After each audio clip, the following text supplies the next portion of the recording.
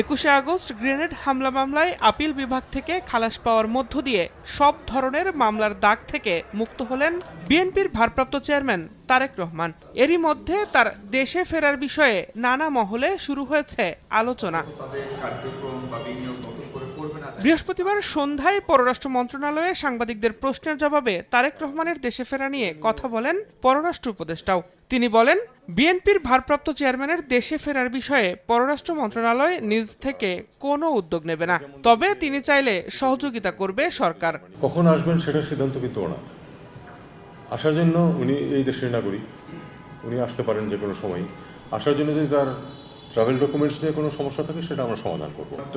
উনি যদি আসবেন, যখন আসতে চাইবেন, তখন তো তার পাসপোর্ট বা ট্রাভেল ডকুমেন্ট যেটাই দেওয়ার সেটা আমরা দিতে পারবো। কোন দেশ নির্বাচনে হস্তক্ষেপের চেষ্টা করছে এমন তথ্য সরকারের কাছে নেই জানিয়ে পররাষ্ট্র উপদেষ্টা বলেন, অংশগ্রহণমূলক নির্বাচন নিয়ে বন্ধু রাষ্ট্রগুলোর অবস্থান এখনো পরিষ্কার না। তবে ইউরোপীয় ইউনিয়নের একটি প্রতিনিধি দল প্রাক নির্বাচনী পর্যবেক্ষণ শেষ করেছেন বলে জানান তিনি। আমার কাছে তো কোনো তথ্য নেই যে কোনো দেশ এখানে থাবা বসানোর চেষ্টা করেছে। ভেতরে যদি কারো কিছু থেকে থাকে সেটা তো তথ্য আমার কাছে পৌঁছে নেই। ইইউ থেকে প্রাক নির্বাচনী একটি দল এসে ঘুরে গেছে।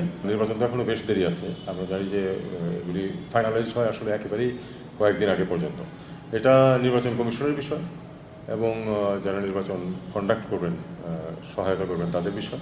মালয়েশিয়ায় উদ্ভূত সংকট সমাধানে বাংলাদেশ মিশন কাজ করছে বলেও জানান তৌহিদ হোসেন। বিশ্বে বাংলাদেশের ভাবমূর্তি অক্ষুণ্ণ রাখতে সবাইকে সহযোগিতার আহ্বান জানান উপদেষ্টা।